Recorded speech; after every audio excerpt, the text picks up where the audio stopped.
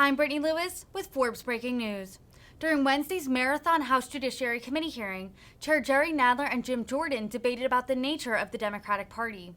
After speaking about how the Democrats have become a, quote, anti-racist party, Nadler said that if he were alive today, Abraham Lincoln would be a Democrat. Ohio Republican and frequent Nadler sparring partner Jim Jordan followed. He said the Democratic Party has betrayed its history supporting free speech, and he also voiced opposition to Democratic-backed legislation on court-related financial disclosures. Let's take a listen. Coordinated amicus briefs. These same groups pour money into lobbying campaigns in order to support of the justices they want on the bench. The bill simply requires parties and amicus filers to disclose their financial connections to the justices, and it also requires amicus filers to disclose their major funders. This makes eminent sense so that the people of the United States can know who, in fact, is funding the amicus briefs and the viewpoints advanced in front of the Supreme Court. Will the chairman yield? No, I will not yield. In addition to which, I should like to say on a separate question that's been raised, and that is about the Republican and Democratic parties, though I don't think this is really terribly relevant to the amendment. But the fact is, it was stated by people on both sides of the aisle about the identity of the Republican and Democratic parties. Now, the fact is, the Democratic Party changed. The racist Democratic Party of the 19th century and of the early 20th century changed because of the Civil Rights Act. When the Civil Rights Act was passed in 1965, the racist Democrats reacted against that, and because Senator Goldwater opposed the Civil Rights Act, the racist Democrats became Republicans. And you can see this in the careers of people like Strom Thurmond, who began as a Democrat and ended up as a Republican, and George Wallace, the same. And the fact is that the parties changed. So Abraham Lincoln, were he alive today, would be a Democrat because the Republican Party, which started out as an anti-racist, anti-slavery party, that's crazy, it changed also. And today, the people who take the anti-racist view are known as Democrats. So that's just a history lesson. It's not of great importance to the worth of the amendment, but I thought I had to correct the history. And the amendment ought to be opposed because it is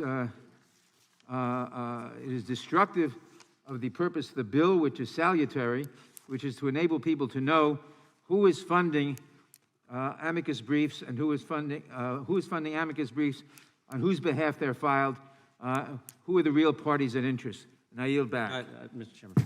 Who else seeks? Does anyone else seek recognition? Yes. Yes. What purpose does the gentleman from Ohio seek recognition? To rebut some of the crazy things you just said.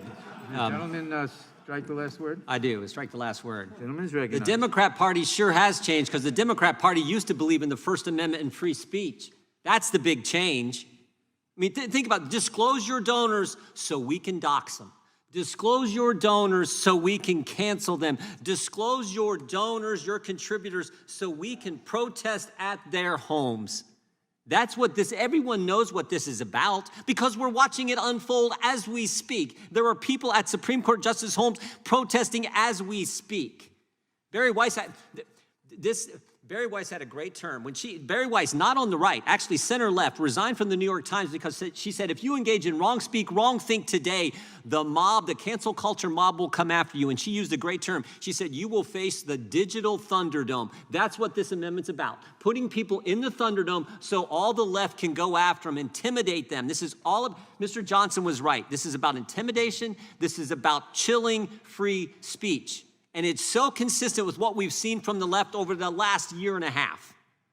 Just a few months ago, we sat in this room, actually it was across the way, with the Attorney General, and we found out they were targeting parents. We just sent a letter to Mr. Garland today. We had a whistleblower come forward.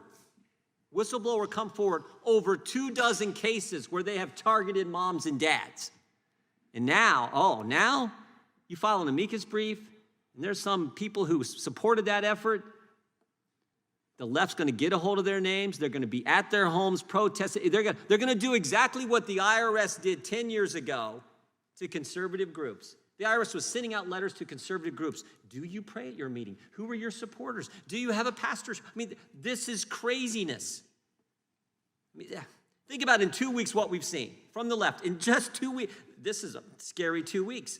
2 weeks ago, we learned there's a disinformation governance board formed at the Department of Homeland Security, run by Nina Jankowicz, who has all kinds of crazy ideas. Last week, there's a leak at the Supreme Court of a draft opinion, and protesters are at people's homes. And today, we have a bill that says, disclose your donors.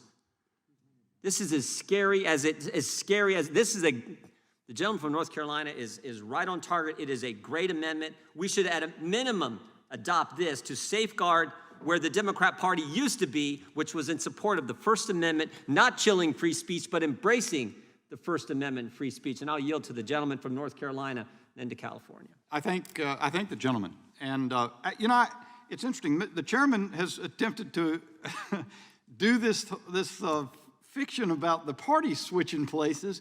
But again, what we've got here avoids all that because you're doing the same things. Yep. You did it in 1958 to the NAACP.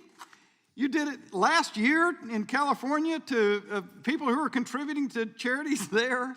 The Supreme Court both times said you are steamrolling people's First Amendment right of association. Can't do it.